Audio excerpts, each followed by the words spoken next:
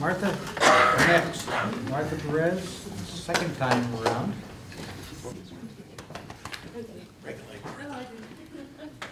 Hey, everybody. I try to be different from the rest of the candidates. Hi, I'm Martha Perez. In the interest of saving trees, my campaign is now on Facebook, so please visit Martha Perez at facebook.com, and you will get a list of my upcoming meet and greet candidates. Send us an email at moperez73@aol.com if you want to get involved as a volunteer. Call our campaign number 503-954-8653. So, that was a lot. I applaud all the first-timers that are coming out to work with the City Council. I already sit as a commissioner on the Resident Advisory Council of Housing Authority of Portland. If I'm elected this time around, what I see myself envisioning to do for City of Portland is to take some recommendations that I got from Lou Frederick, a good friend, and working with groups like AMA, Albina Ministerial Alliance, working on healing our communities, continuing to work on some of the issues of prejudice, hatred, and violence that's being directed towards the homeless and people of color. Hey, we can work together. That's all right. We know that this didn't happen overnight and it's not going to go away overnight, but that's okay. We know we can describe the problem in detail, or we can work together to find ongoing solutions that don't sit in dust on a dead document. We are all here together tonight for making our city the best that it can be. Now, I applaud President Obama's decision on healthcare, but we still have a ways to go. We need to continue to push for reproductive access for women. That's also a safety issue, especially for rape victims of domestic violence and whatnot.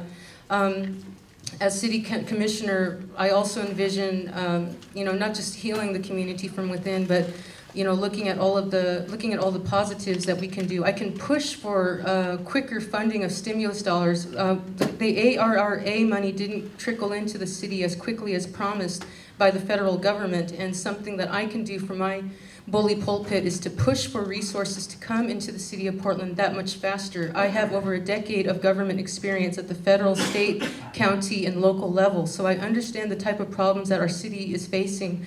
If you want to know what I've done in government, well, I've done healthcare reform, energy efficiency, transportation, education, and also how to create money. How do we make money for our government?